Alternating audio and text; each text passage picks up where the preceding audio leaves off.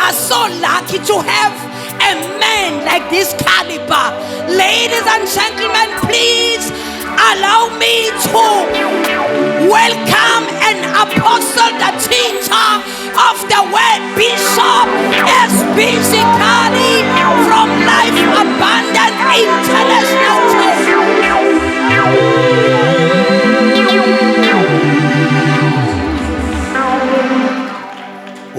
Jesu wami uyaphila, Yahweh Sabaoth.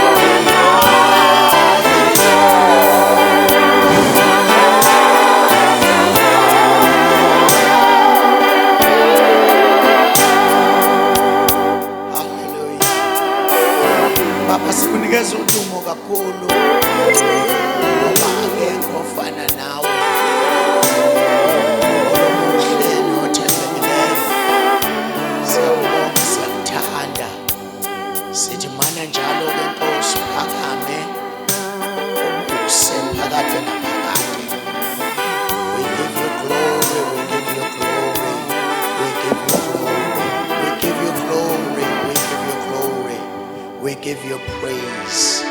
Sithi uthatheke lonke udumo lwakho njengoNkulunkulu ophilayo. Amen, amen and amen.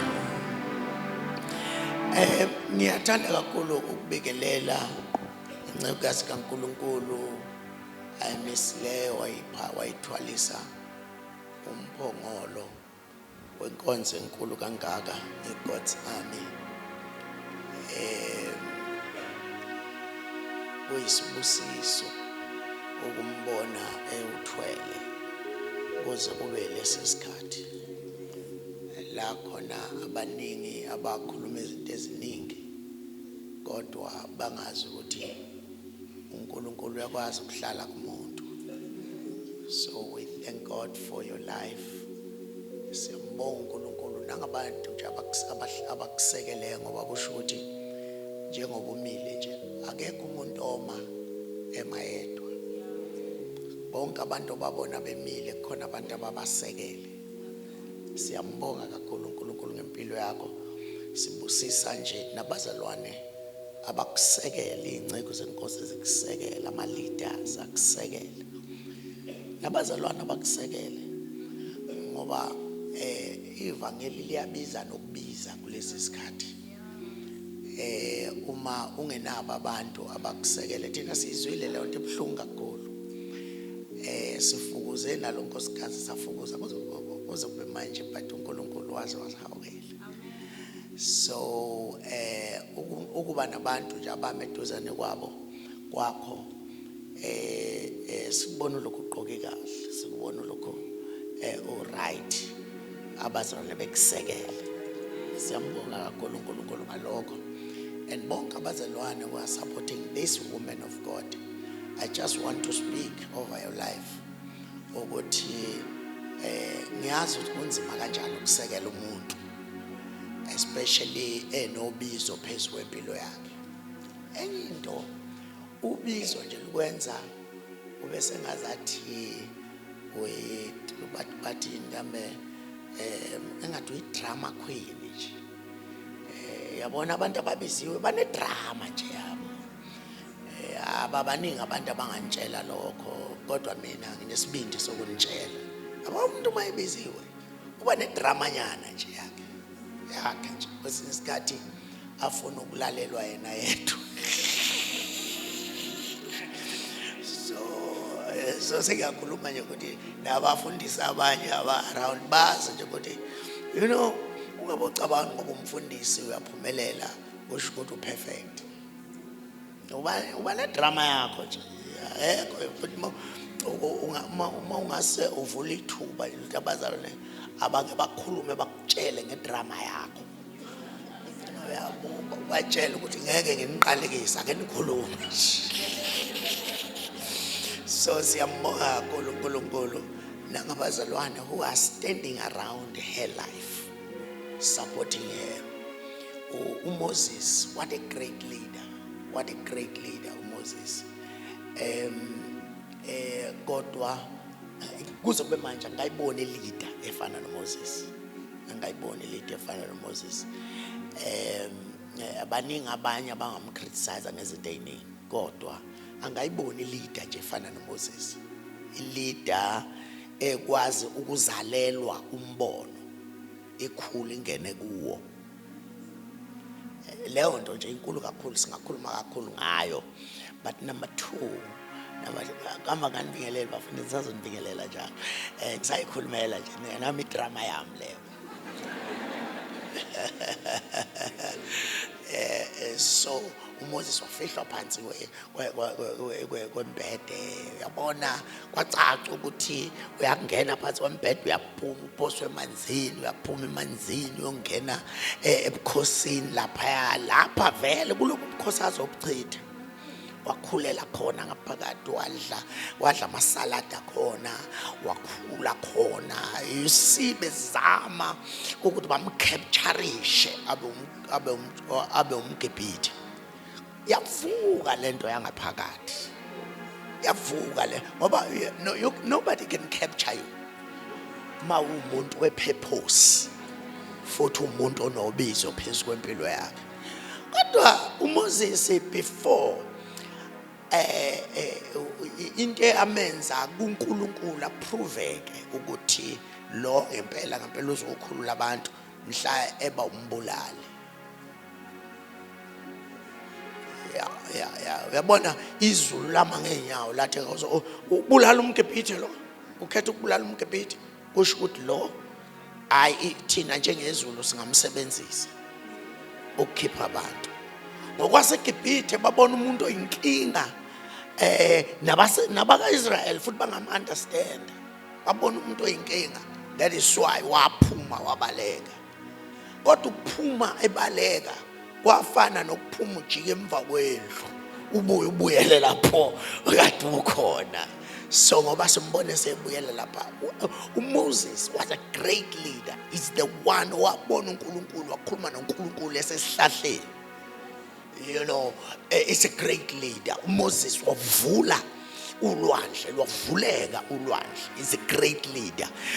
uMoses wakhomba itshe, washaya itshe lakhipha amanzi. He's a great leader. uMoses kwathi amanzi ebaba wakhipha bunga waliphosa emanzini ababa yajika bamtoti. He was a great leader. And futhi mawumqhathanisa noJesu abalingani. Kodwa momqhathanisa nje noJesu, kodwa nikhona namba kanye nami. Uyabona uMoses waluvula ulwandle kodwa uJesu wahamba phekwa. Uyabona ukuthi naye wayenza into emanzini, wayenza avuleka amanzi, avuleka. Futhi hayi ukuthi avulekela abantu abayi-few, avulekela more than 3 million people. Bawele emhlabathini omile, bawathinta amanzi emi ngapha nangapha, abawudonga ngapha nangapha. The great leader waphakamisa induku, wahamba phambili. Izulu lama approve ukuthi mayihamba phambili amanzi ngeke ababulala abantu. Moses was a great leader. So ke kodwa naye wayine drama yakhe, as great as he was. Angifuni ukukhuluma ngedrama kaMoses, ngaze nambe nishumayele idrama kaMoses.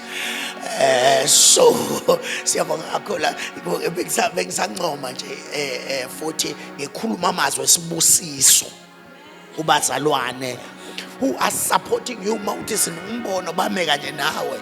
You know, lezi ngane ezihlabelelayo yabo, and lezi ngane kufanele zibe ngabantu, kufanele zibe ngabantu, kufanele uNkulunkulu ayiphakamise, and we thank God for them. And we thank God for your life. Angibingelele bonke abafundisi abakhona, uNkulunkulu anibusise. Ngibona noNdlunkulu kuyisibusisi ukubona uNdlunkulu. So siyabonga kakhulu. Kuyisibusisi esimangalisayo. Everyone bazalwane ngiyanibingelela, ngihamba nonkosikazi wami in a month's time siqeda 30 years sashada.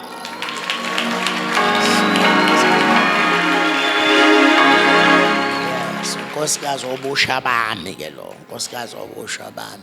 Ayekho nje vele ongaziyo.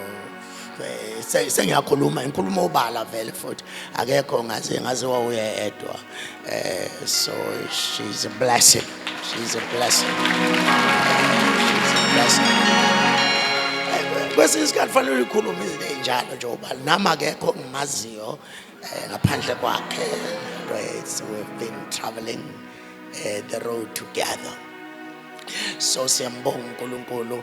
Ngicela sivule incwadi yokuqala kaSamuel. Nginibingelelile nje kodwa bazalwane.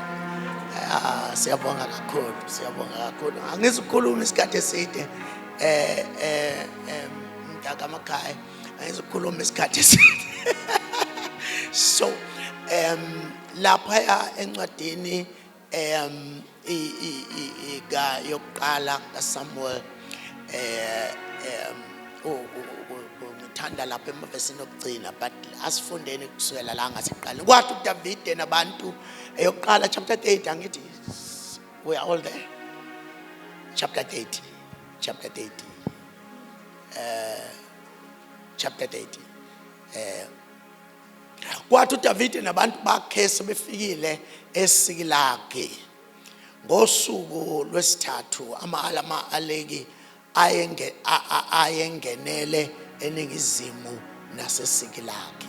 Alichitha iSikilagi, eshisa ngomlilo, athumba abesifazane ababe phakathi, abancane nabakhulu, engabulalanga muntu, abamukisa ahamba indlela yawo. Lapho uDavide nabantu bakhe befika emzini, bheka wawushisiwe ngomlilo, umkabo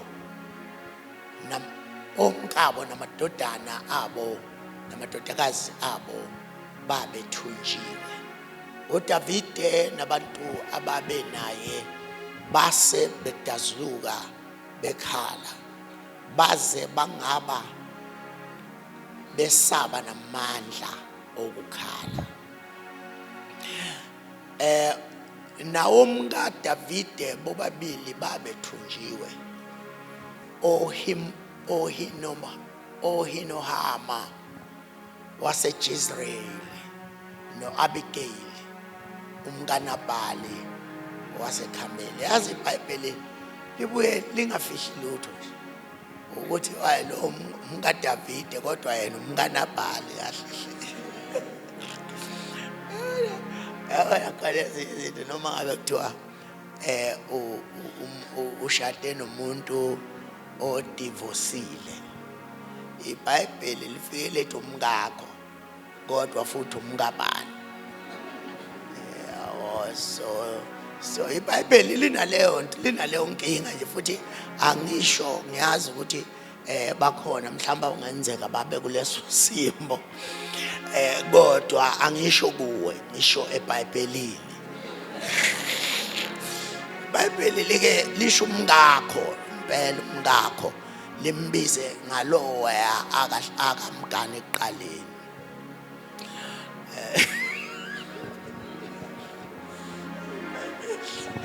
Hey iBhayibheli yabo liyamsho ukuthi umkaNabhali yena, umkaNabhali, kodwa unkosikazi kaDavide kodwa umkaNabhali.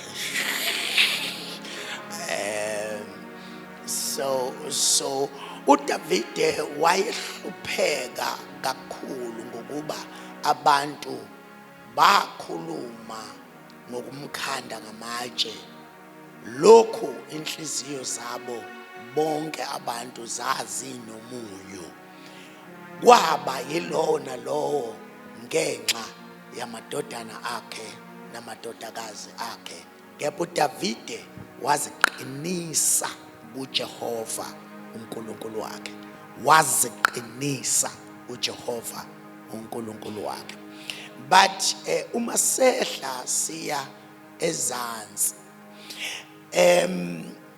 mhlambe siqale ukufunda kuverse number 23. Wayesethi uDavide, anikwenza kanjalo bafowethu ngalokho esikuphiwe nguJehova osilondolozile, wanikela esandleni sethu iviyo elahlasela. Ngubani oyakunilalela kule ndaba na? Ngokuba njengesabelo sowehlela empini, siyakuba njalo isabelo salowo owasala nempahla, bayakwabelwa ngokulingeneyo. So uma uzoyibheka ke kahle laphana uverse number 8, yes, uverse number 8 kahle hlelo engimfunayo. Uverse number 8 uthi verse number 8, uDavide wabuza kuJehova wathi, ngixoshe lelo viyo na? Ngingalifika na? Waphendula, sekuNkulunkulu ophendula wathi, xosha ngokuba uyakulifika impela, ukhulule bonke. Lesingisi lithi, pursue them, for you will indeed recover them. And then you will recover all. Yeah. Pursue. Should I pursue? Pursue, because you will overtake and then recover all. Sihloko sami sisho njalo. Sithi pursue, overtake and recover all. Laba zalwane uDavide enye yezingceko zikaNkulunkulu noma omunye wabantu abaprominent eBhayibhelini. Number 1, uma ufuna ukubona ukuthi uDavide wayeumuntu njengathi, ubuka amahubo awabhalile. Siyazi ukuthi amahubo abhalwe ababhali abahlukeneyo. God kukhona amanye abhalwe uDavide, khona amanye abhalwe ngamadodana kaKora naka-Asafa, amanye ukhona amanye 1 or 2 okuthiwa abhalwe uMoses, and khona namanye abhalwe uSolomon. Kulento yamahubo ila khona obuka impilo kaDavide ngokwe-experience yakhe. Kukhona la khona uDavide akhuluma khona ngempilo yokunqoba. Uma ufika ku-chapter number 1 encwadini yamahubo, uthi bayawubusiswa abangahambi abangahlali enkundleni yezoni. You see, ubusise umuntu ongahambi nongahlali enkundleni yezoni. Uyabona ukuthi ukhuluma ngesuccess yomuntu, ukuthi mawuzoba nesuccess empilweni kukhona la ongahambi khona, kube khona la ongemi khona, kube khona la ongahlali khona. bengingaba nethuba bengingayichaza ukuthi empilweni yokukholwa, in fact kulabo abakholwayo kukhona abantu nje ongahambi nabo, ngoba mawubonakala uhamba nabo nocabangayo seceleni ucabanga sengazathi uyilento laba abantu ohamba nabo abayibo. Lithi iBhayibheli ukujwayelana nababi kuyonakalisa ukuziphatha okuhle. So uma uzophumelela empilweni yokukholwa kukhona indawo la khona ongayihambi. But number 2, kukhona la khona ongemi nje khona esingathi mase kuthola umi khona sibabaza sithi nomzalwane ubani ekhuluma ngezilimi uma ezindaweni ezinje.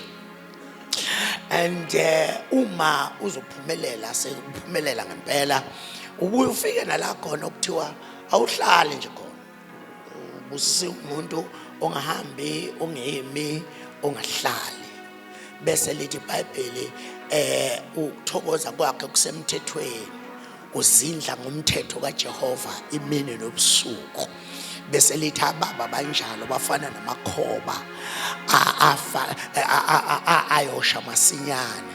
Bese lithi kodwa uJehova uyayazi indlela abalungileyo, abesethi indlela yababi iyobhubha.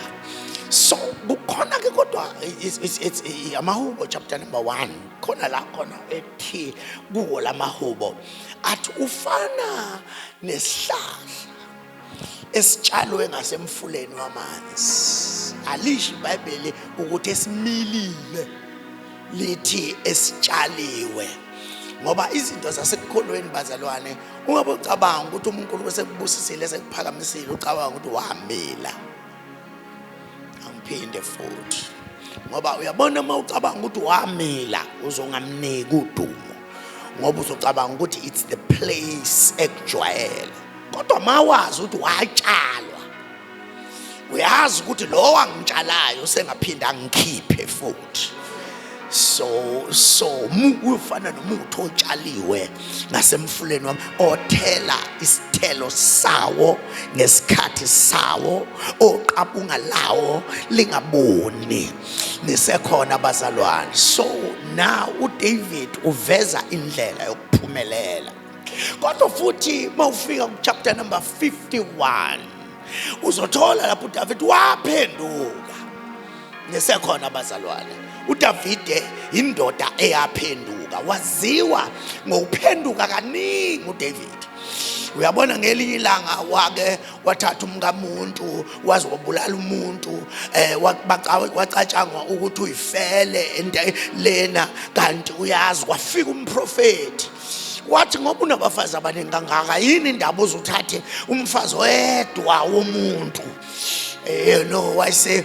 Wayese uDavid yaphenduka ku chapter number 51 ethi ngazalelwe esonweni, umame wangithabatha esonweni. Kodwa mawufika ku verse number 10 kuyo chapter number 51 uthi uNkulunkulu dala kimi inhliziyo ehlanzekileyo nomphefumulo oqinileyo. So David kwakumuntu okwazi ukuphenduka, futhi uDavid waphenduka. Glory to Jesus. But you know, uDavid ziningi ezinye izinto azaziyo. uDavid wazamandla ezwi 119 la khona umufunda ku verse number 9 athi insizwa iyakuyihlanza kanjani indlela yayo na, bese ethi ngokuqaphela okwezwi likaNkulunkulu. Uyawazi amandla ezwi.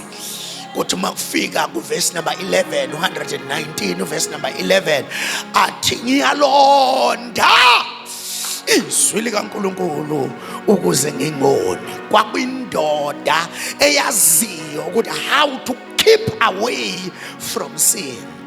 You see, most of all, but uDavid bazalwane khona la ahlabelela khona ngezinto ezingajwayelekile. La uzozwa khona uDavid waye nama issues njengathi, wayeumuntu wama-issues. Khona la khona ethi mayihlabelela ethi ubaba nomama bangilahla kodwa uJehova wangixosha.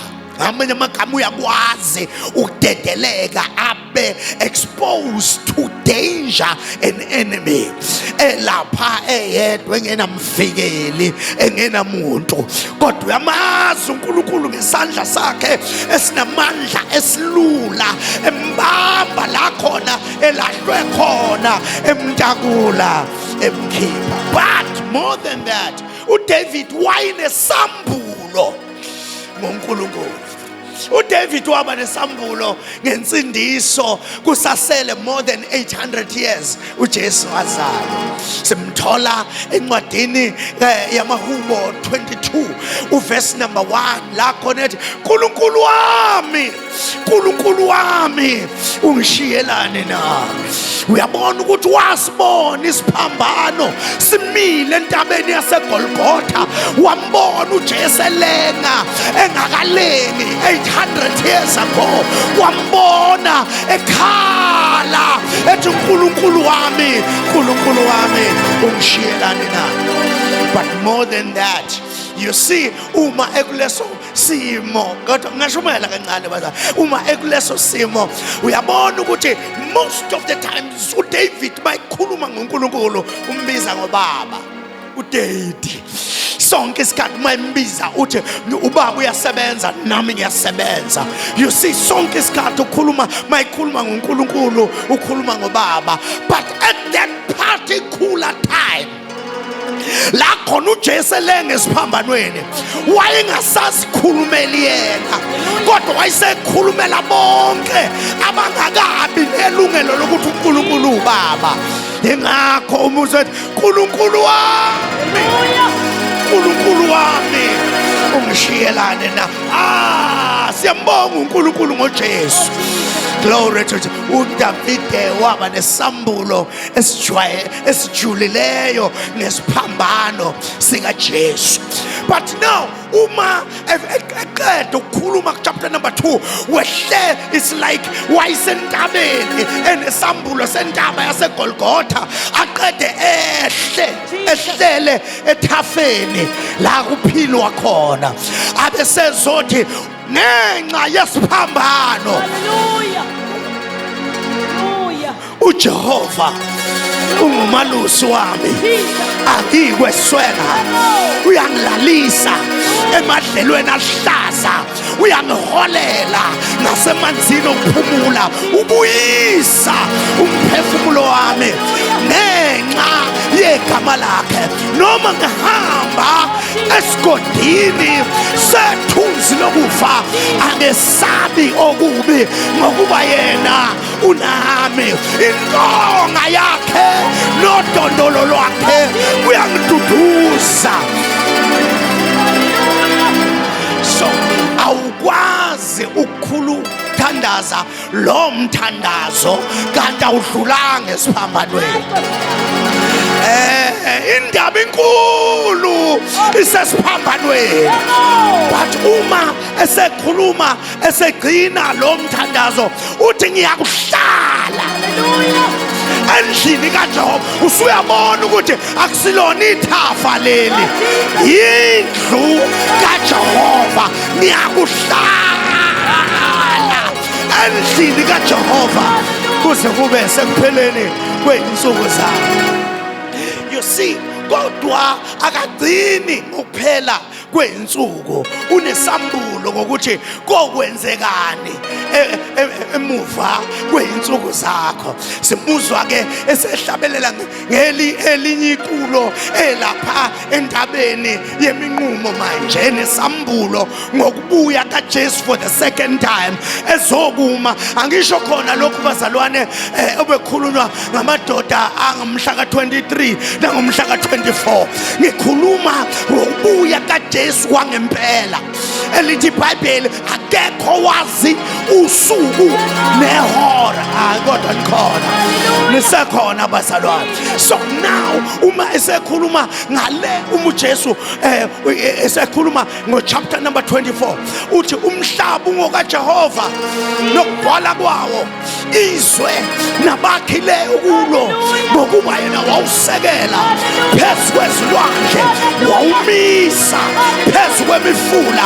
Ubani oyawukhuphukela entabeni engcwele kaJehova na? Ubani oyakuma endaweni engcwele na? Abesethi lowo nezandla ezingeqala nenhliziyo ehlanzekile, ongaphenduleli umphefumulo wakhe emangeni. Sela. Let me uDavid lapho ke uveza ukuthi unesambulo esijulile ngoJesu efa ngebandla lihamba selithole experience yesiphambano nokubuya kaJesu nokubuthelwa kwebandla ukuthi libe kanye naye lapha endabeni. Kodwa mawusufika ngasekugcineni after eqeda leli gama elithi sela, usethi phakamisane masango, nani iminyango yaphakade, phakamane ukuze inkosi yenkazimulo ingene. Ingubane lenkosi yenkazimulo? InguJehova Sebawoth. In other words, niyakhumbula kukhona igate laphaya eJerusalem ngesikhathi uJesu ephuma ethola isiphambano bemshaya ewaphansi, ephuma egqize vuza igazi ethola izono zezwe. Kuthiwa wathi mayephuma ngalo mnyango, kwathiwa lo mnyango kufanele uvalwe, kwaqova usimende wavalwa ukuze ungaphinde kube khona umuntu ongena ngawo. Lo mnyango uzovuleka mhla ebeka unyawo lwakhe entabeni yenqumo, la khona ethi phakamisani masango, nani iminyango yaphakade, phakama. Uyabuya uJesu, uyabuya uJesu. Siyambonga uNkulunkulu ngesibusiso, kodwa uyabuya uJesu. Siyambonga ngesibusiso asibusisa ngazo, imoto esiyigibelayo, imali kuma-bank account, ngayo yonke into asibusise ngayo, kodwa uyabuya. Can you touch somebody and say uyabuya uJesu?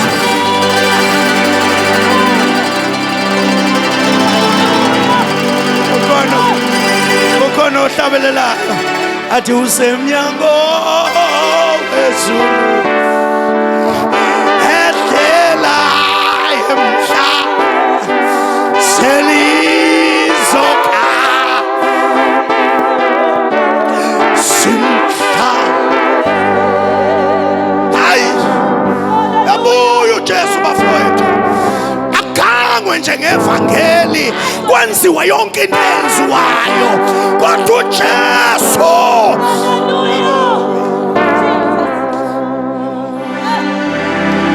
So David, more than onke ama experiences, ngoba uyabona kwesinye isikhathi uDavid ukahlabelela, yabona ngiyaqeda manje, ukwahlabelela uDavid wabona ukuthi le ndoda le iyayazi insindiso, iyayazi ku-103 la khona ethi mbonga uJehova mphefumulo wami nakho konke ukuphakathi kwami, makubonge igama lakho eliyingcwele.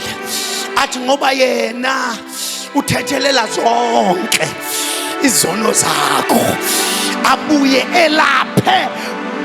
Come on, abuye elaphe. Obani phakathi kwethu abakholwayo ukuthi bathethelelwe zonke izono? Ngicela usebenzise khona lokho kukholwa ukuthi futhi uyazelapha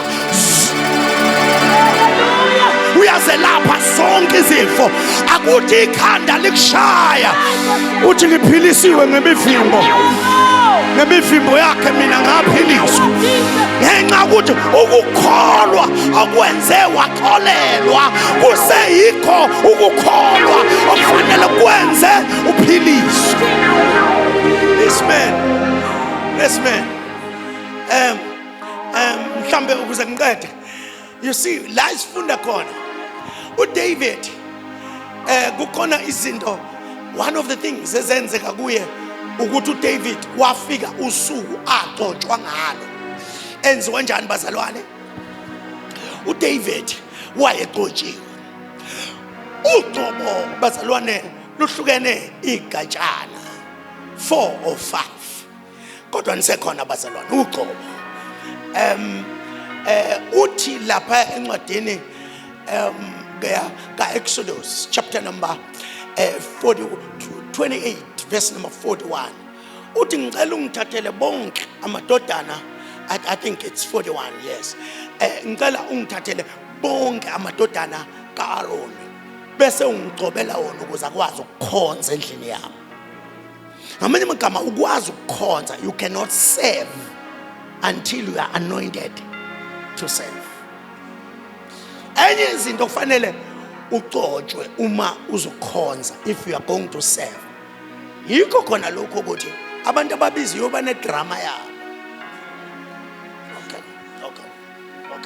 So mawungagcotshwanga izokucasula nje lento yokuseva uNkulunkulu through umuntu. Ngiyanibona ukuthi nisele vele nisele. But you know, abesezokhuluma encwadini ka1 Samuel chapter number 10, la kukhona kugcotshwa inkosi. Lolu gcobo lokuqala lwamadodana ngilibiza ngokuthi ugcobo lokukhonza. But kuSamuel chapter number 10 ugcobo lwamakhosi. Ugcobo lwamakhosi lona lolusenza sikwazi ukuphumelela ku-marketplace. You know, asikhulumi lo ugcobo lwamakhosi, akushiwo nje amakhosi ahola izizwe, kodwa kushiwo ubukhosi. Uyena uthi mayikhuluma lapha ku Revelation uthi yena owasenza ukuthi sibe ubukhosi nobupriest. Nisekhona bazalwane. So now uma uzobona ugcobo number 2, but number 3 uzobona la kuverse number 5 encwadini kaMahubo uchapter number 23. Uzobona uverse number 5 la khona ethi ugcobe ikhanda lami ngamafutha indebe yami. Hayi kodwa nisekhona. Lolo ke ugcobo lwebusiness. La khona ugcotshwe ngogcobo lweoverflow. Ngizwa kahle, ngihamba kanye nawe. You see bazalwane, everybody in this kingdom kukhona ugcobo oluspecific lwempilo yakho. Ungajampa olayini, ungathi kanti ugcotshelwe ngogcobo lokwe-marketplace bese ufuna ukulokhu uzonswininiza la esontweni.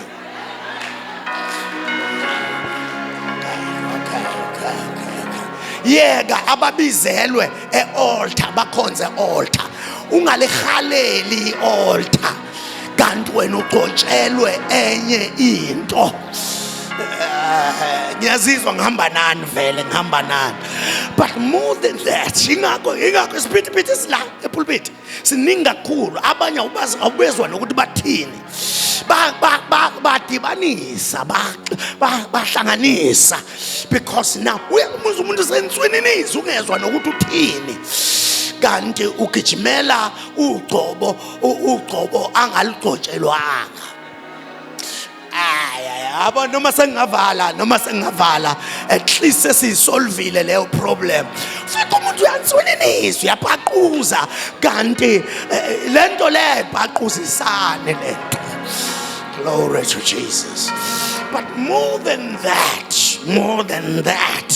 bese kuba khona la uIsaiah khona ethi umoya wenkosi uphezulu kwami ngokuba ingigcobile ukuze ngishumayele ivangeli kwabampofu kuvulwe amehlo empumputha ngoba the real gospel ukushunyayelwa kwevangeli abantu abagcotshela ukushunyayela ivangeli kulandelwa amandla bese kuvusa abafileyo kuphilisa abagulayo kuvula iminyango. Glory to Jesus. Now that is 4 level of anointing. But uDavid uzothola ukuthi wafika chapter number 16 kulolu gcobo. Yingakho lolu gcobo luyaziveza maluphezulu kwakho. Lolo bukhosi luyaziveza. Nesekhona bazalwane simbona uDavide elusile kanye negenge engangaye kwakuthi ke kwaIsrael uma bela ngichithela isikhathi. Are you still coming with me? Kwakuthi mabelusile abafana abancane kuthi obhuti abadala abahlale lapha entabeni kanye nobaba ukuze uma kuvela ingozi la izansi laba basezansi bamemeze labaya abaphezulu behle to rescue them. Kodwa uDavide ubaba wakhe wayisele ekhaya noma nabafowabo abadala babesele ekhaya. Now besele ekhaya nje bamshiya nezimvu ifa lasekhaya wakati ifa eyedwa umfana lithi ke iBhayibheli yaqhamuka ibhele. When the bear showed up kuthiwa bathi abafana bebizwa baba babo no bhuti baba abadala wathi nami nevertheless noma ubaba esele ekhaya abafowethu abadala besele ekhaya but nevertheless nami ngiyophakamisa.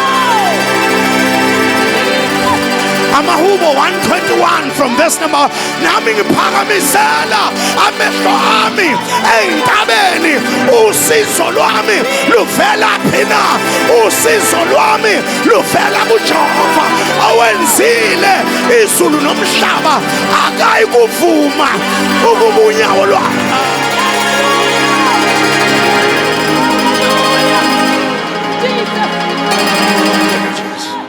Yes. Engathi besingama khona lapho ukuthi akaye kuvuma ukuthi unyawo lwakho lushelele. Le idinga ifaith le idinga ukuthi uyibambe ngokholwa akayi kuvuma ukuthi unyawo lwakho lushelele. Ngiyazizwa ukuthi ngikhuluma nabantu abangakwazi ukukhonektha ezwini eliphilayo akayi kuvuma ukuthi unyawo lwakho lushelele. Oh yes, you're right. Ungabusasho ke ukuthi akaye kuvuma ukuthi unyawo lwakho lipersonalize lento. Uthi akaye kuvuma ukuthi unyawo lwami lushelele. Abantu Israel akoseli akala uyababasana akosela kalani yosimkhonza akoseli akalali abakusongele uyababona ababambe uzokhipha yena.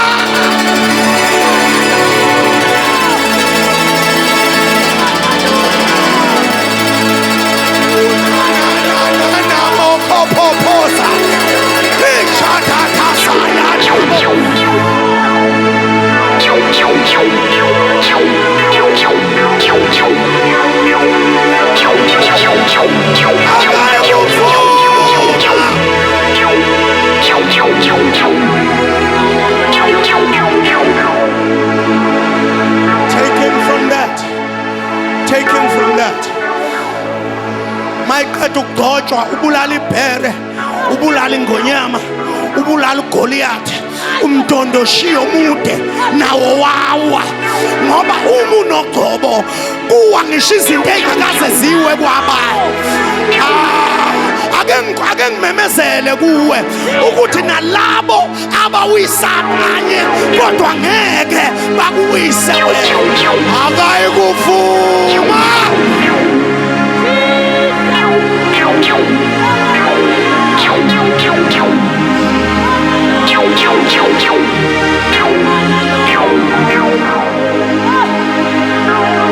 But no, here is David uselwe namabhere ilwane ezinamagrudge,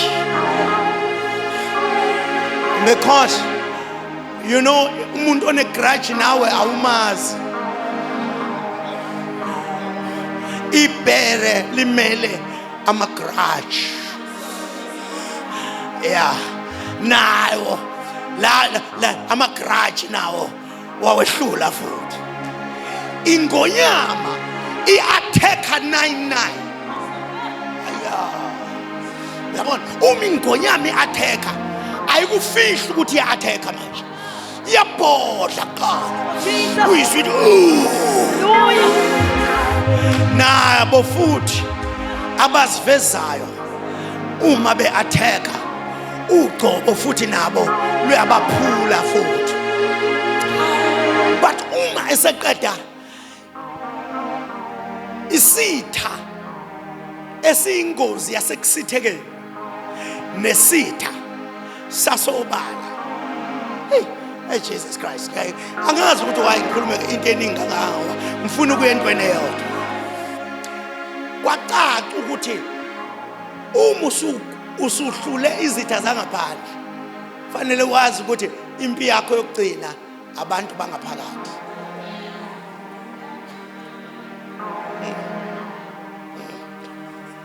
uDavide emva kokuthi ekhulula uIsrael nenkosi, ekhulula inkosi noIsrael wonke, inkosi eyayifuna ukumbulala, ayike ithi yamciba uMongcwele velathi umkhonto uhlabudo amlandele ebaleka. Ubona umuntu mayisebaleka bafowethu ungalokhu ulandelana naye, amlandele baleka. Uthi egijimisa uDavid ehlelo ukuthongo emgedini, athi uNkulunkulu amqhweba, athi wazozombuka lo muntu, uxosha wena nje, yena uxoshwa ubuthongo. Ngizama ukuvala njalo, ngizama ukuvala ngoba nalezi siqhwaga esikusongelayo siyalala naso. Angiphinde futhi, angiphinde. Uyabona lo muntu othi ulibambe lingashoni, naye buyamfikela noma ngabe bumfikele ekuseni, kodwa naye buyafika. Ubuthongo ke i-opportunity of whatever. Ambe lapha ngaphesheya athi bengilapho uNkulunkulu kunikele kimi, kodwa ngathi ngeke ngikwazi ukubeka isandla kogcotshiweyo. Athi nayi evidence, uphiswe ngubo yakho, kathi uthi uyabheka awusekho. Uma isitha sakho silala, asilali sodwa, silala nesisebenzisana nabo. Ngiyanizwa khona la nginisa khona vele. But lithi iBhayibheli wabaleka uDavide, baleka yedwa. Kuthiwa kwase kusuka 300 men bamlandela uDavide. uDavide waba namasotsha u300 amlandela nezingane nabafazi babo nezingane zabo. Ningixolele mangithi abafazi, iBhayibheli isho njalo. Wamlandela nabafazi babo nezingane zabo. Kuthe uDavide wafika leli dolobha okuthiwa iZiklag. Umefika eZiklag, lithi iBhayibheli wabona ukuthi le ndawo iphephile kwabakwa Israel. Washiya khona amakhosikazi nezingane, kanti akuzukuhlasela abakwa Israel, kuzohlasela ama-Amaleki. ngifuna ukukwazisa ukuthi ayikho level ekholweni engenazi izitha ezine access kuyo.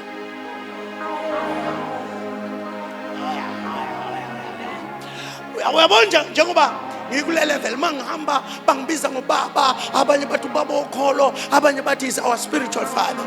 Kule level engikuyo ngeke ukwazi ukuma. Inamadimoni akhona nayo.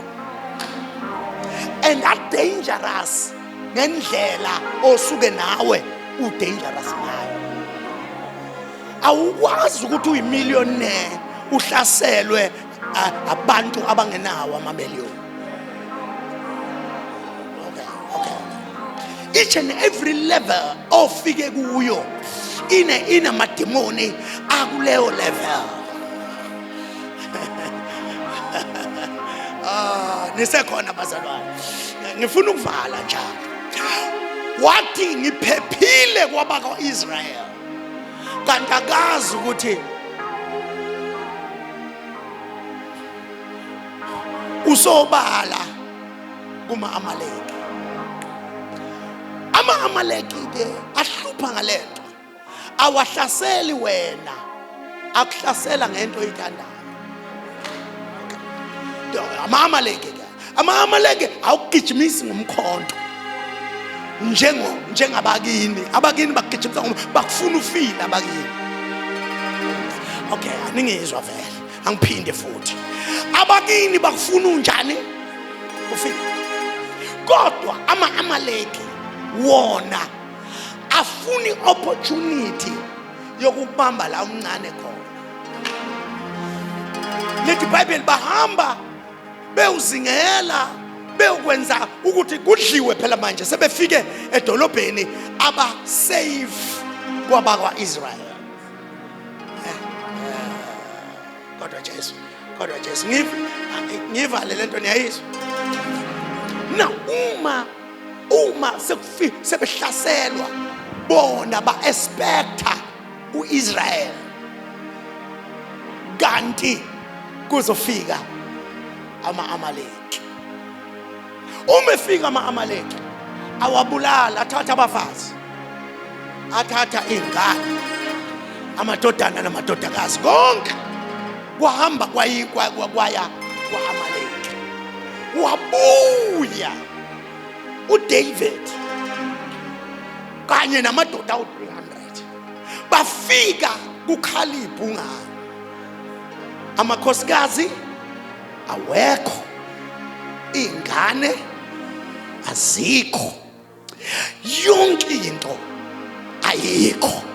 Lethi iBhayibheli afika amadoda ebuya nezinto kodwa abantu balezi zinto bengasekho. Lethi kuthiwa lamadoda ahlala phansi adazuluka. Angazi ngayilinganisa kanjani. Akhona amadoda endlini. Ngicela sonke sikhale sithi that is the sound eyaba eSiklag. Uyabona kujwayelekile ukuthi uma kusendaweni yakaMakhutha uzwe ingane ikhala, mhlambe few of women bekhala. Kodwa mawufike kule ndawo okuthiwa iSiklag, ngoba abasuke bethathiwe omama, zithathiwe ingane, uzwa ngamadoda maye amanye ethi we mama, we mama, ekhala amadoda. Lethi iBhayibheli bakhala kungekho hope until baphelelwa ngamandla okukhala.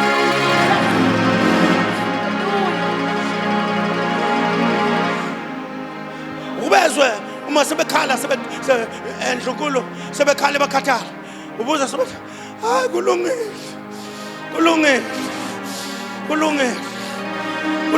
Umuzi umuntu eshonelwe sekhale athi umuzwe embiza ngesibongo. Kulungile ba.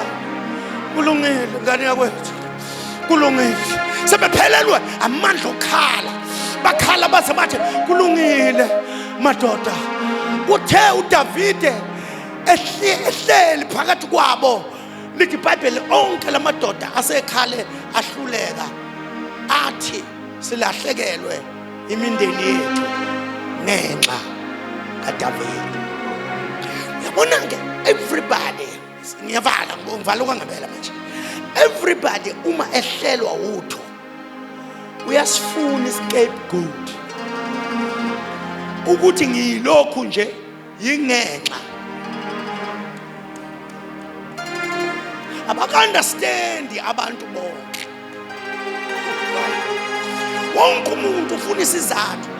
Ongafundanga uthi angazi abazali bami, ukhala ngabazali bakhe. Ha, wena ebudaleni bakho wenzani? Una 21 usakhala ngabazali bakho. Angilutho ukuthi ngareshwa. How? Bakubulala yini? Khala ngane kwethu, ukhale kuzokuphela amandla. Usukume usebenze. As painful as it is, ungabi nescapegoat empilweni yakho. Kube khona into ohlale uyikhomba. Ngikhuluma kahle ngoba amandla khona okuphilisa nabareshwayo. Noma ngabe wareshwa, abantu abambonanga umuntu wakurepa, kodwa uNkulunkulu uyamazi. uNkulunkulu uyamazi. Usangaphila nawe namhlanje na. Glory to Jesus. Lithi iBhayibheli uDavide uthe sebemsola, yena wangaba namuntu azomsola, waziqinisa ngoJehova uNkulunkulu wakhe. Wathi ngilahlekelwe kodwa wena Jehova usekhona. Wathi abafowethu bangijikela kodwa wena uNkulunkulu awujikelani. Unguye izolo, unguye namuhla, unguye kuze kube phakade. Ungubaba onguna phakade. Bathi behambile wena ube ngumngani impela. Waziqinisa ngoJehova. Lithi iBhayibheli uma eqeda ukusiqinisa ngoJehova wehlela ethempelini. Wathi uma ehlela ethempelini wafika kukhona umpriest. Wayise, give me an effort. Iniki i-effort ke yingubo egqokwa ngabapriest kuphela, akusiyo eyamakhosi. Lisekhona i-effort ingubo egqokwa ngama-worshippers, ayigqokwa umyinkosi.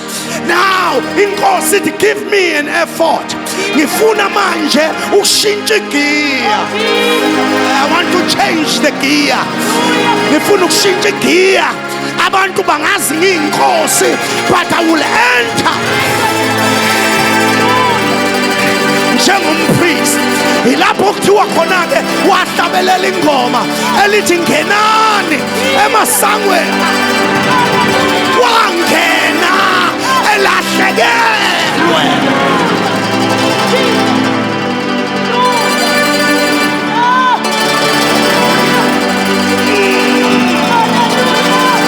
Ngibona indoda enwele zimhlophe phakathi kwethu manje. Esibeleni faka ibhande legolide. Amehlo akhe avutha amalangabi. Uphakathi kwethu, uphakathi kwethu, uphakathi kwethu, uphakathi kwethu.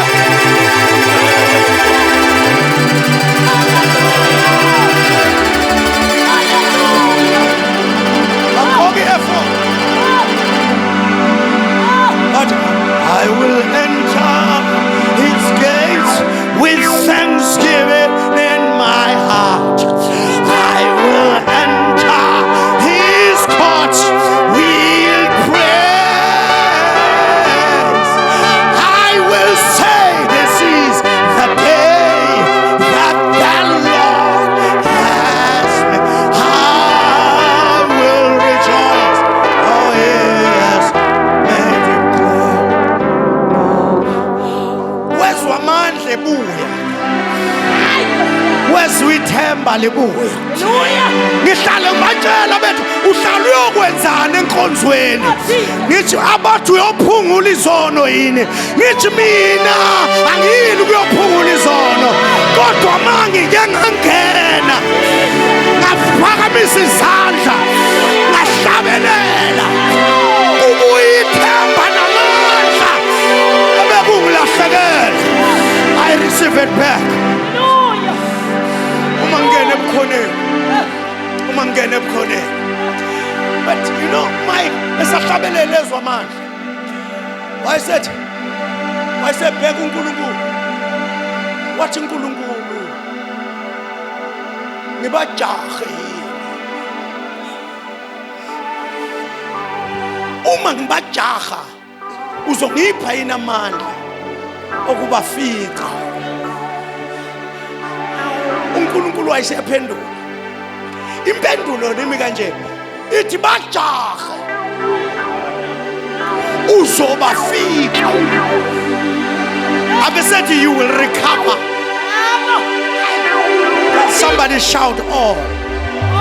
Somebody shout all. Leli gama lithi all lisho ukuthi konke. Uma kuthiwa konke kushiwo u-all. Ngamanye amagama izinto zikamoya nezinto eziphathekayo.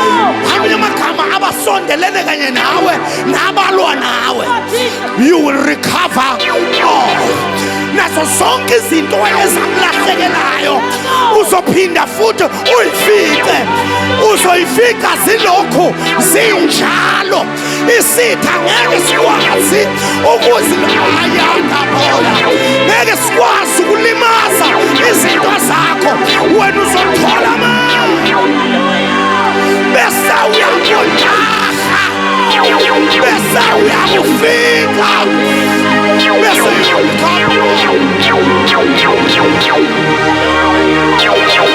Namhlanje is the night of pursuit, of overtaking, of recovering all. Can you move around? Say, I recover. Don't get lahlekele. Yabuya. Akho Satan ungabaleka. Nengane zami. I recover them. Akho Satan. Ungabaleka nentokozo yami. I recover.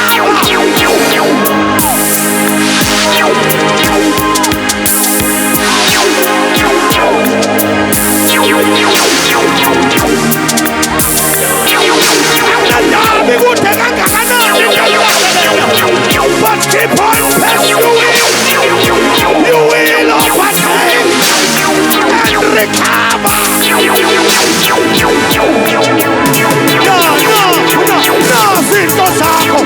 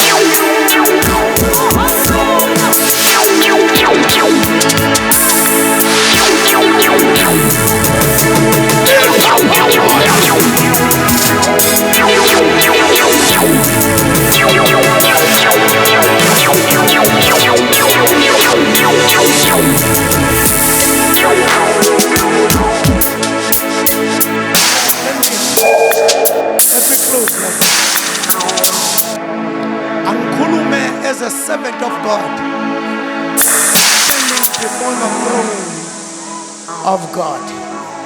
Akekho umuntu obenethuba lokungena la namhlanje ebusuku ozophuma izinto zakhe zingabuyanga.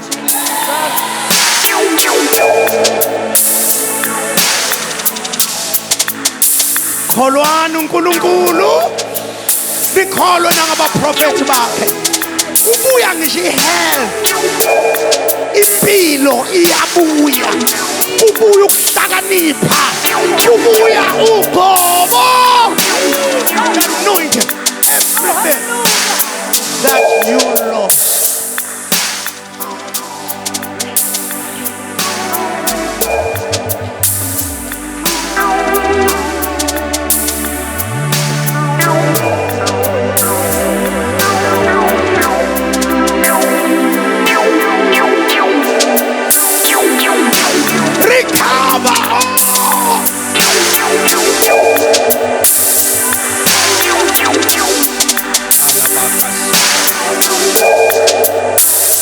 This is the night where God is assuring us that whatever the enemy stole is still available.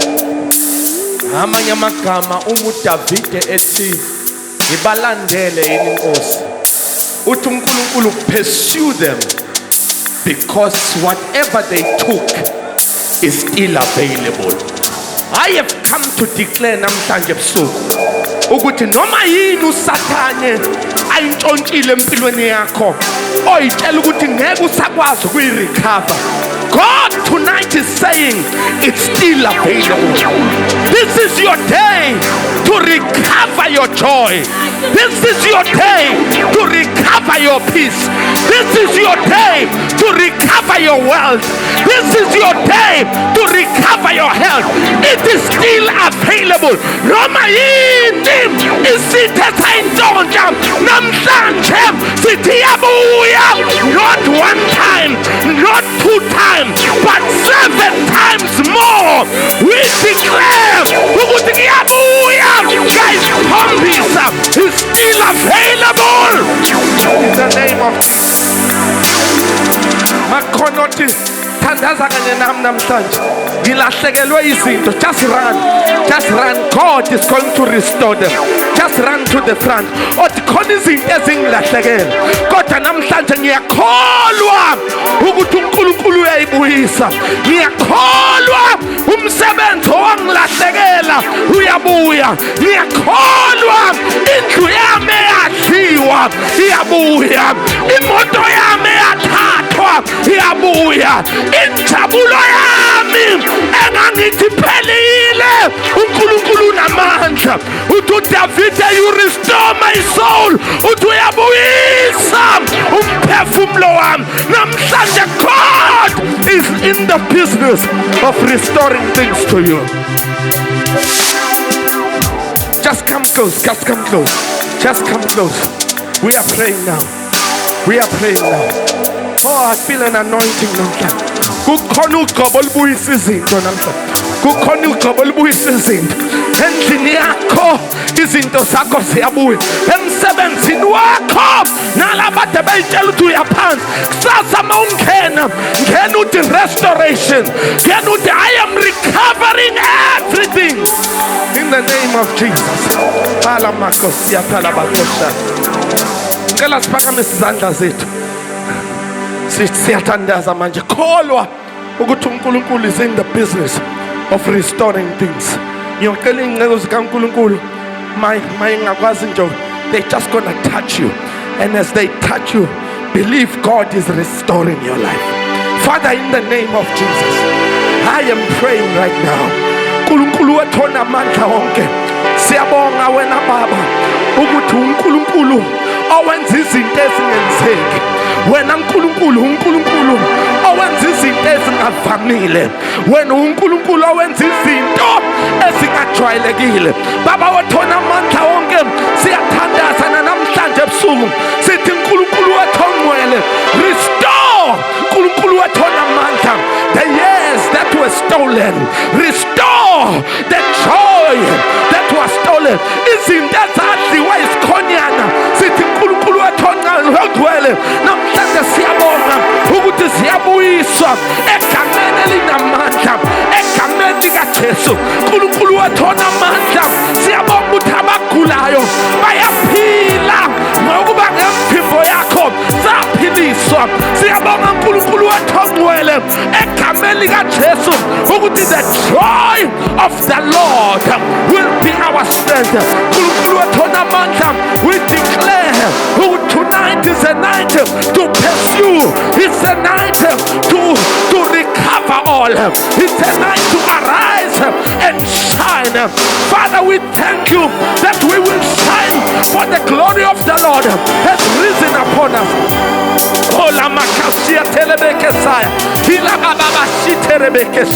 Thank you, Lord, that tonight you are delivering your people, that tonight you are setting your people free, that tonight you are doing what only you can. We release the fire of God, even Pentecost.